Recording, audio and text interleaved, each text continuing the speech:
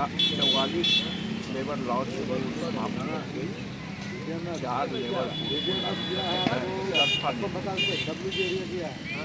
सरकार पिछले 5-6 साल से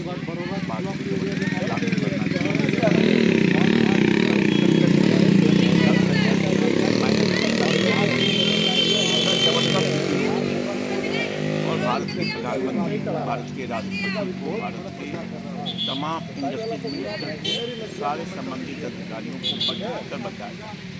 लेकिन ये सरकार संवाद में विश्वास नहीं करती है, डिस्कशन में विश्वास नहीं करती है, इवन राष्ट्रीय मुद्दे पर भी राष्ट्र संवाद करने में हिम्मत नहीं है। अंततः राजा की तरह सरकार ने एक तरफा फैसला लेकर वो लेबर कोड को लागू।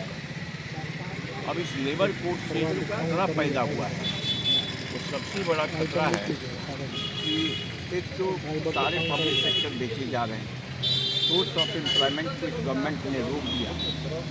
अभी तक जो लोग नौकरी में थे 60 वर्ष की नौकरी लोग ये समझते थे आज हमने ज्वाइन किया तो हमारा रिटायरमेंट 68 ईयर्स के बाद।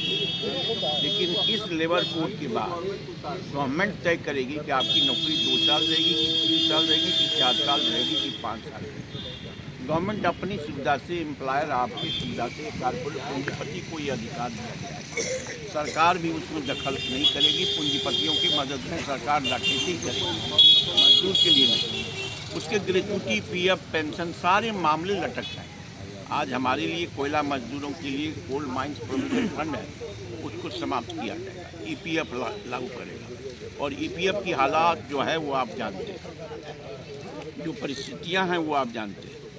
तो अब आप सोचिए कि जब इस देश में गरीबी और बेरोजगारी इस सीमा पर है कि आज़ादी के 75 साल में इतनी बड़ी बेरोजगारी का औज खड़ा नहीं हुआ था। नौजवान, पढ़े लिखे नौजवान भटक रहे हैं और ये सरकार नौकरी रोकने के लिए ये सबसे कठोर और विष लोगों की हत्या करने की योजना, मजदूरों की हत्या करने की योजना बनाई है इस बीजेपी गवर्नमेंट। आगे का रणनीति और क्या बनाए? ये अभी लड़ाई लंबी है। अब आप ये सोच सकते हैं कि जिस देश में किसान जैसे मजबूत संगठन को 14 महीने लगातार अनवरत संघर्ष करना पड़ा और उसके रास्ते में कील ठोके गए, उसको 750 लोगों की हत्याएँ हुई, आत्महत्या अलग हुआ, हत्याएँ हुई एक तरह से। और सरकार ने हर सुविधा को रोका और सरकार को तब सरेंडर करना पड़ा जब ये पता चला कि हम सरकार बीजेपी गवर्नमेंट यूपी के पिछले विधानसभा चुनाव में हारने जा रही है। तो वैसे ही देखिए, जब अभी ये लड़ाई गांधीवादी तरीके से चलेगी, आज हम सभी लोग विचार कर रहे हैं, विमर्श कर रहे हैं, उसके बाद हम आगे की रणनीति तय करके आपको विधिवत अवगत कराएंगे और ये लड़ाई चलेगी। हम मजदूरों की आवाज़ को दबने नहीं देंगे। हम इस लेबर कोड को जबरदस्ती लागू। आप लोग यूनियन के नेताओं से जो है केंद्र सरकार की ओर से सजेशन भी मांगा, ये गलत सब बात है, ये अफवाह है। जैसे अभी आपने देखा कि इस देश में झूठ बोलने की परंपरा है और सत्ता का सबसे शीर्ष पर बैठा हुआ नेता अगर झूठ बोलने लगे और वो खुद कहे कि खूब झूठ बोलो, अफवाह करो, लोगों को भ्रमित करो, सरकार क्या बोलती है वो कहीं से भी सोचती है। सरकार संवाद क्यों नहीं करती?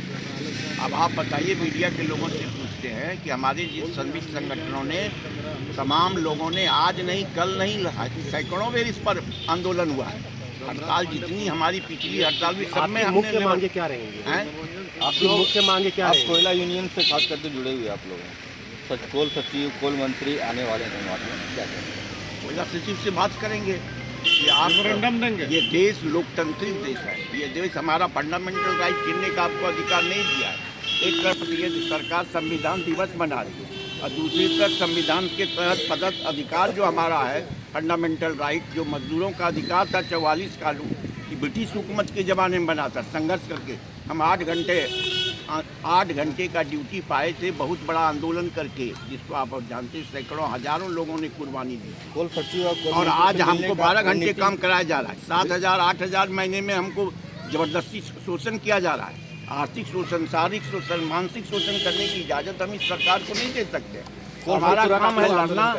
कोल सचिव, कोल मंत्री से मिलने का कोई रणनीति बनाया जा रहा है? आएंगे तब नहीं आएंगे कि भाग जाएंगे कि टिकेंगे कि नहीं, पर कोयला मंत्री आएगा कि नहीं, बात करेगा कि नहीं, जबरदस्ती नहीं ना हम बात उसके बाद करेंगे। हम लोग स्ट्राइंग कमेटी ये की आप मीटिंग में सरकार decide जिसमें करेंगे। संवेदना हो उससे नहीं उम्मीद कर सकते हैं। जिसमें संवेदना नहीं हो उससे आप क्या उम्मीद कर सकते हैं कि वो क्या करेगी।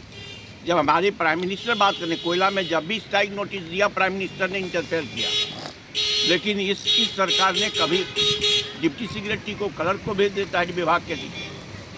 तो सवाल यह है कि आपकी आवाज़ को, आपके फंडामेंटल राइट को दबाने का कोई नहीं। अब आप या तो आत्मसमर्पण करो या आत्महत्या करो या लड़ने की ताकत रखकर अपनी आवाज़ बुलंद तो आपकी रणनीति शांतिपूर्वक आप आंदोलन करेंगे। और आंदोलन की रणनीति हमारी सभी लोगों की होगी, जो आपस में हम लोग तय करेंगे, आपको बता दिया जाएगा। आज का जो बैठक है ना